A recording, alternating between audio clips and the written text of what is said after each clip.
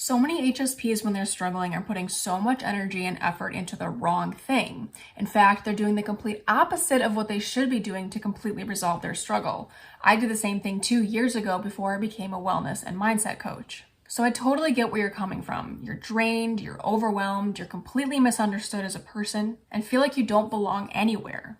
And even though you're tired of being told you're too sensitive, you're starting to actually agree, because even though it hurts, you think, you know what, maybe they're right. You feel like your sensitivity is your source of all your problems. It's draining your health, your relationships, even your job, and you've just had it. If only there was a switch on your sensitivity that you could find and just turn off.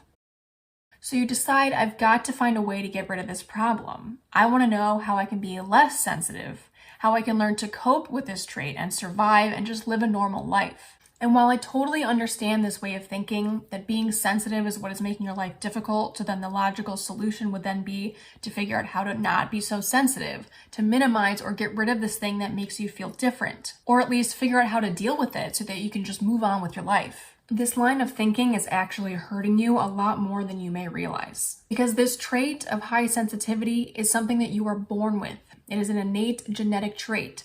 High sensitivity is literally encoded into your DNA. It's not something you can surgically remove or cure or get rid of or separate yourself from in any way. And what happens when we try to turn away from or reject something that's inherently part of who we are? We enter a fight we can't win. We exert energy and effort that is going nowhere, like trying to push over a brick wall with all of your might. All we do is we end up exhausting ourselves. And worst of all, we begin to turn this frustration inwards towards ourselves, which ends up destroying our self-worth and brewing self-loathing. We begin to hate a fundamental part of who we are. And I'm sure you can tell by me illustrating this way that this is not good. This is not the answer. You won't find your path to health and happiness this way. The good news is, if you start approaching this the right way, your efforts won't be wasted. You'll start seeing the results that you've been wanting to see. And instead of turning hatred and frustration towards yourself, you'll actually start feeling more love and compassion towards yourself, all without changing anything about who you inherently are, all without trying to outrun, disown, or bury your sensitivity. At the beginning of this video, I mentioned that most HSPs who are struggling are approaching this problem from the exact opposite way than they should be. So for a moment, I want you to imagine a child is throwing a fit, screaming, crying, and throwing things, and you're so fed up with it all, you don't want to be anywhere near them. But what if this child was actually throwing this tantrum because it desperately wants your love and attention? If all this child wanted was to be heard and seen, and you choose to stop turning away from it and instead actually turn towards it, communicate with it, work with it, you will resolve the entire struggle. The real solution here isn't to try to abandon your sensitivity, but embrace your trait and learn how to work with it. Now, before you rage quit out of this video because being told to embrace your trait is the absolute last thing that you want to hear right now, let me prove to you using very simple logic that the HSP trait was never meant to be this huge burden, and help you see why embracing this trait will undoubtedly get you to the goal you've been working towards this whole time. The HSP trait is an innate genetic trait that has continued to be passed down generation after generation into about 15 to 20% of the population. While that puts us in a minority group, about 1/5 of the population, that's still a huge portion. This is not some rare genetic hiccup or something that popped up in only a few people or one isolated culture and then dissipated over time. This trait has held strong in 1/5 of the population across continents, across cultures, across races, and genders. Why? Because the trait is useful for those who have it, for those who don't have it, who also occupy a community with those that do. To put it simply, if the HSP trait posed no benefit, no advantage to us as HSPs and those around us, did not benefit the survival of our society as a whole, from an evolutionary standpoint, it would not continue to exist. It would not continue to be passed down genetically in a significant amount of people, generation after generation. And fun fact, we are not the only species this trait is found in either. There are over 100 different species with highly sensitive variants among their population in the same percentage, which goes to show you that the trait is purposeful. It exists for a reason, and it exists in a sizable minority group for a reason. While I just went on a fairly scientific rant, that basic evolutionary logic alone should tell you this trait was never meant to be something that drags you and the people around you down. It is meant to be an added skill set for our entire community, one that enriches the lives of our species as a whole. For example, one of the main characteristics of an HSP is the heightened ability to notice subtleties in the environment surrounding us, to be able to hear the twig snap in the forest behind us, to notice that the animals have all taken shelter before a storm, to sense the tone change in someone's voice during negotiations with a neighboring village, or pick up that someone in the background is reaching for their weapon.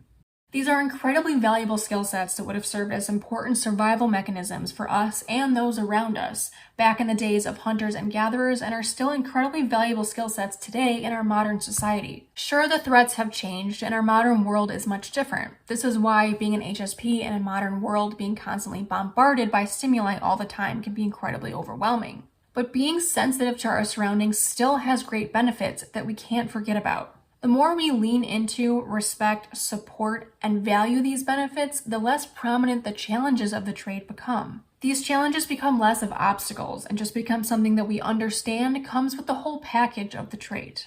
Now, some of you might be wondering, if the HSP trait is so beneficial, why are we not all HSPs? And that's because HSPs need non-HSPs, and non-HSPs need us.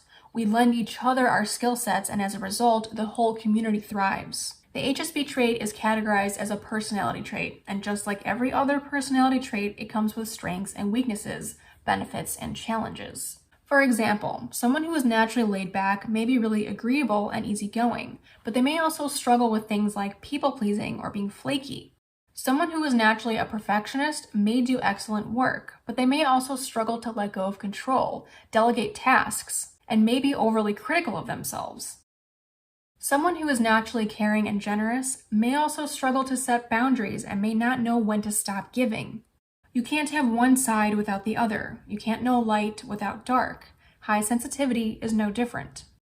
The HSP trait deserves to be seen and appreciated as a whole trait and not just looked at through the lens of it being a challenge. Because when you're thriving as an HSP, the challenges that come with the trait don't really even seem like challenges anymore. More often than not, regardless of the traits that we have, the negative sides of our personality traits come out when we are stressed, and the positive sides come out when we are thriving, when we are supported, happy, and healthy. So instead of wondering, how can I cope as an HSP so that I can survive, the real question is, how can I embrace this part of myself and work with my trait so that I can thrive? So that I can fully experience all of the positives of being an HSP and thoroughly enjoy my life. In order to do that, we need to start breaking down the barriers that were holding us back and preventing us from supporting and embracing ourselves in the first place. And how do we do that? We first tackle the biggest invisible obstacle standing in your way, which consists of subconscious roadblocks or limiting beliefs that prevent you from making the changes in your life that will ultimately lead to the positive shifts you're looking for. These sneaky subconscious roadblocks reside in your mindset.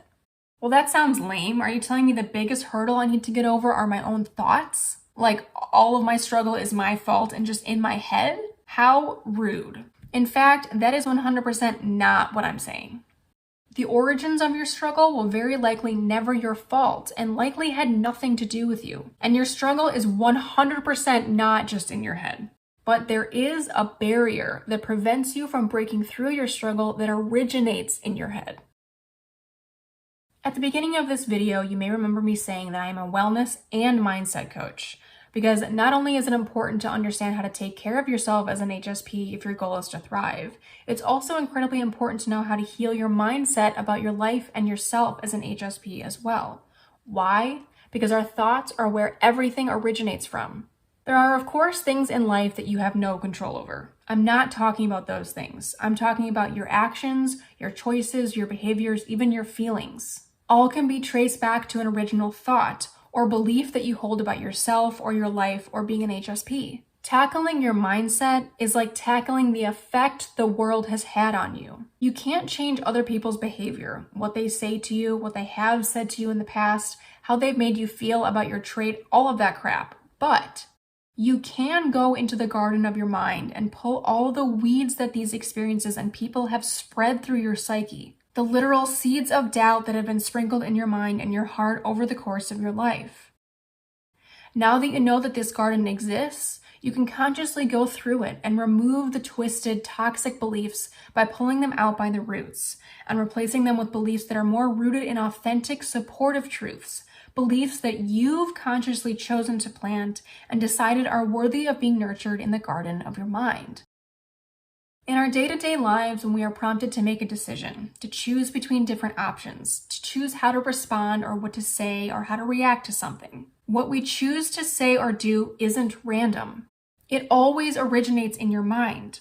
It starts with what you think you should choose, how you think you should respond, how you think you should feel. This is why taking power back over your choices and behaviors by tackling your mindset is the way that you create a better life for yourself. By drastically improving what it is you do have control over. You, your thoughts, your behaviors, the teeny tiny decisions that are dictated by your beliefs that have a ripple effect on the rest of your life. Transforming and achieving what you want out of life is not about one big action you take and suddenly everything is different. In some rare cases, maybe that is actually how something gets resolved. But most of the time, it comes down to those micro moments. The thousands of tiny decisions we make each day that compound, that result in us waking up someday and our lives are a certain way or they're not. So, if you want to reclaim your life, take back the steering wheel and stop feeling like life is happening to you. You focus on what you have control over. You. And you go to the source of those micro decisions and behaviors that influence your life's trajectory, your mindset. All right, so we've established that uprooting these limiting beliefs is where you want to start. So let's do that right now. Click this next suggested video of mine where I talk about why the statement, "you're too sensitive," is the biggest lie you've ever been told as an HSP.